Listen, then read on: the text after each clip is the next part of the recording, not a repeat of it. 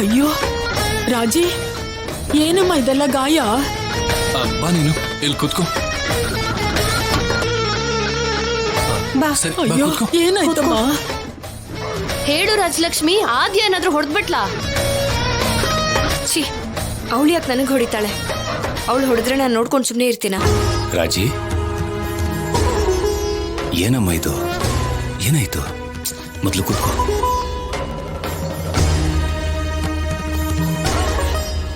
ಅಯ್ಯೋ,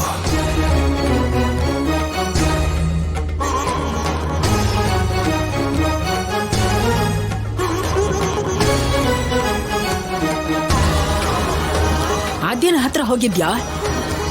ರಾಜಿ, ನಾನು ನಾಟಕ ಮಾಡ್ತಿಲ್ಲ. ನಾಟಕನೇ. ರಮಣ ರಾಜು ಅವರು ನಿನಗ್ ಮಾತ್ರನೇ ತಾತ ಅಲ್ಲ, ನನಗೂ ತಾತಾನೆ. ಯಾವ ಹಕ್ಕನ್ನ ಮುಂದೆ ಇಟ್ಕೊಂಡು ನಮ್ಮವ್ರ ಜೊತೆ ಆಟ ಆಡ್ತಿದ್ಯೋ ಅದೇ ಹಕ್ಕನ್ನ ಅಡ್ಡ ಇಟ್ಕೊಂಡು ನಾನು ನಿನ್ ಜೊತೆಗೂ ಆಟ ಆಡ್ತೀನಿ.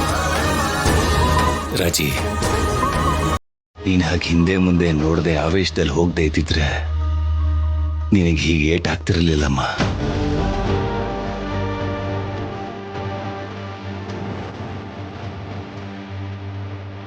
ಕ್ಷಮಿಸ್ಬಿಡಪ್ಪ, ಇದನ್ನ ಈ ತರ ನೋಡಿ ಸಹಿಸ್ಕೊಳಕ್ಕಾಗ್ಲಿಲ್ಲ.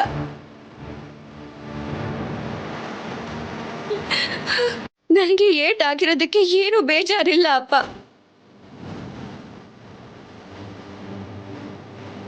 ಆದ್ಯ ನನ್ನ ಹತ್ರ ಆ ರೀತಿ ಎಲ್ಲ ಮಾತಾಡಿದ್ದಕ್ಕೇನೆ ನಂಗೆ ಬೇಜಾರಾಗ್ತಿರೋದು.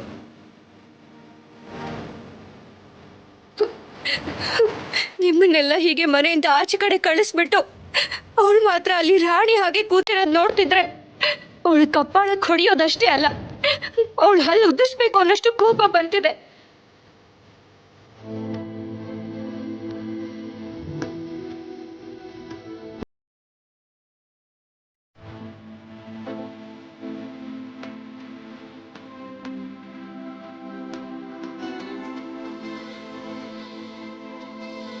ಈ ಆವೇಶನೇ ಬೇಡ ಅಂತ ಹೇಳ್ತಿರೋದು ರಾಜಿ.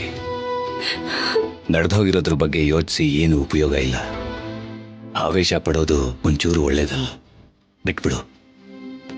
ಅವಳಿರೋದಕ್ಕೆ ಆ ಮನೆ ಅವಳದೇನಲ್ಲ ಅಲ್ವಾ ಅಪ್ಪ? ಆ ಮನೆ ಹೆಸರಿಗೆ ಮಾತ್ರನೇ ತಾತಂದು.